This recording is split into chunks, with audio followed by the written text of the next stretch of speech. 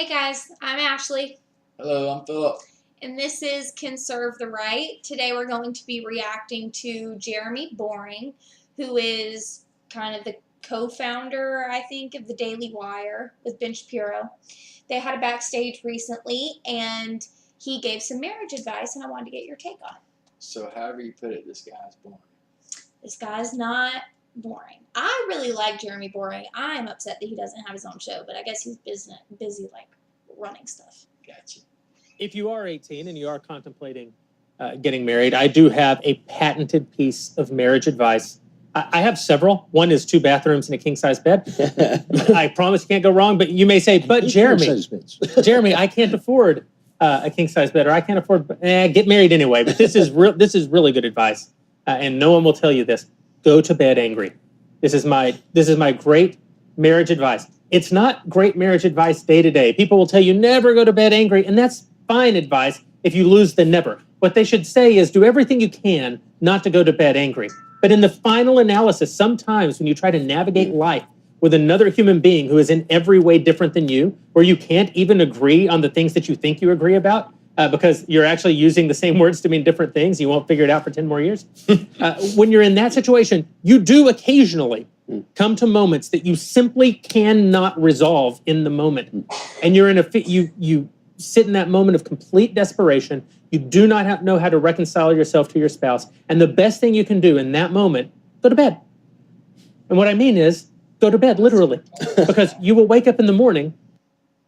So, I get what he's saying at the crux of it. Sometimes there's things that you should not compromise on. So, you can go to bed and not agree. But going to bed angry and going to bed not agreeing is 2 different things. I completely agree with him 1,000,000%, because there have been, you and Mom have a very different relationship than me and my husband. Right. You are both very agreeable people. Okay, so you argue about who agrees with the other one the most. But she thinks I'm awesome, and I agree with that. Me and Ryan are both people who tend to think we're right. So Gotcha. there have been several times where I have gone to bed mad as a hornet's nest at him. I really just wanted to punch him in the face. I did not want to talk about it anymore. I wanted nothing to do with this freaking conversation. I went to bed mad. He went to bed mad. There was no cuddling. And we woke up the next morning and it was like, good morning, baby. I love you. Because we realized overnight that whatever we were arguing about was silly and ridiculous, and we had just dug our heels in, and it was not going to be productive. And not as important as the big picture. And not as important as the big picture. And I feel like, just like sometimes you have to sleep on it before you buy something that's really big, like a car or whatever. Sometimes you sleep on it. I feel like that with arguments too. Like, if it's getting to the point where you're, being condescending to each other, or I really, really, really try not to hit below the belt when arguing with anyone, but specifically my husband, because I know a lot of women who were totally fine with doing the low blow thing, and I just think that that's not productive or helpful at all.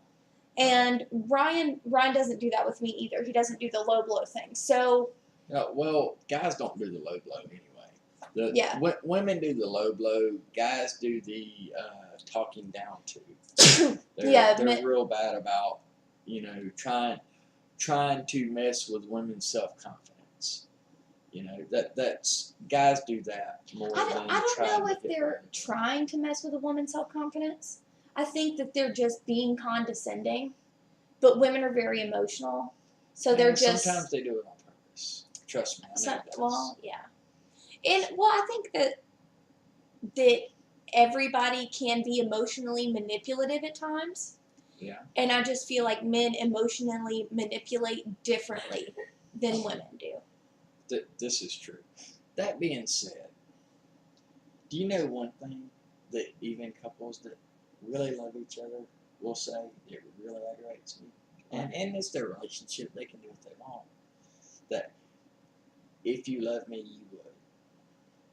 I don't think That's stupid. Don't ever do that. If you love me, you would. If you really love them, you wouldn't ask them to do something because they love you. You know, that doesn't make sense. I don't think that. I can't remember a single time that I've ever said that. Yeah, but you know, people do. That's a terrible. Yeah. Actually, I don't know many people who say that to their significant others, but I have female friends because I'm a female. And women and men cannot be friends, despite what you think when you're in high school. I have a lot of female friends, and they'll go, I just feel like if he loved me, he would. Right. And that's the same thing, and it's just as ridiculous. Like, for one, he's not a mind reader. Okay? He doesn't know what you want. Okay? If you want something, you have to say it. Like, I just feel like he should, randomly.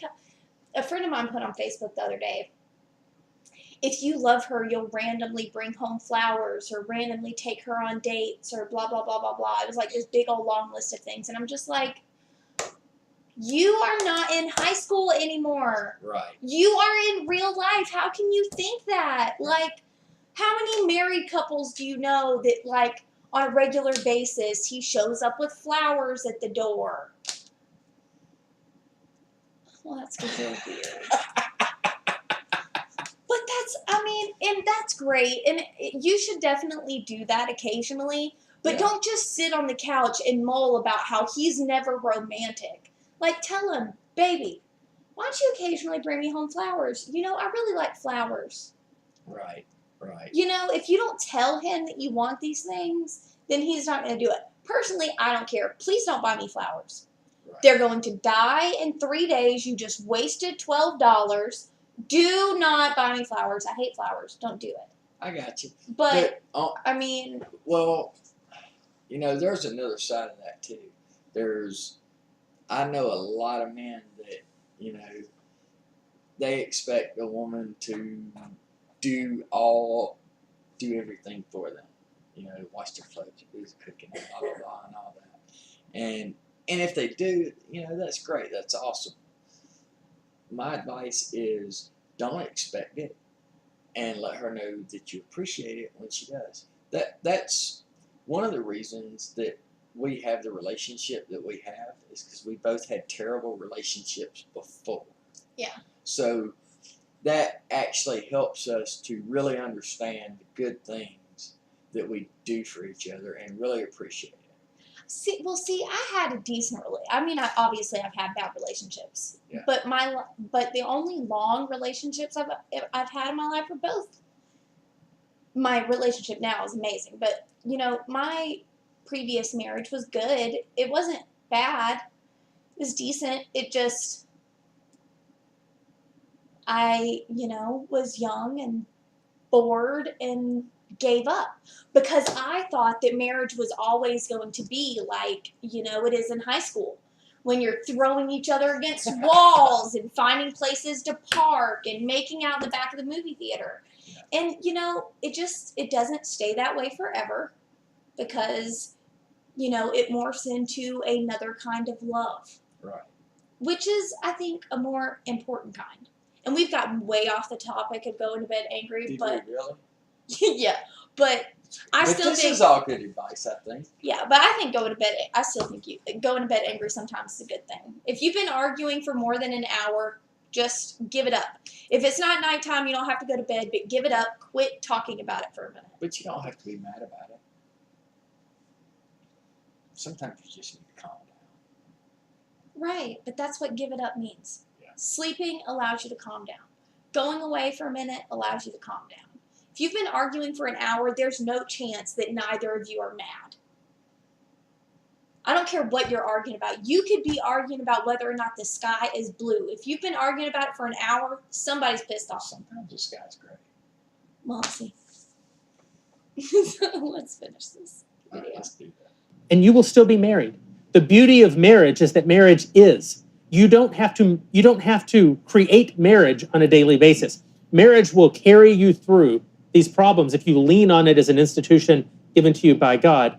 The only thing you can do is break your marriage. So if you reach the moment of sort of irreconcilable conflict, stop trying to reconcile it and just lean into the reality of your marriage. Lean into the fact that tomorrow you will still be married as long as you don't do anything stupid like stop being married, which has been statistically the cause of 100% of all divorces. Hello, America. I'm Glenn. Ugh. I'm not a big Glenn Beck fan.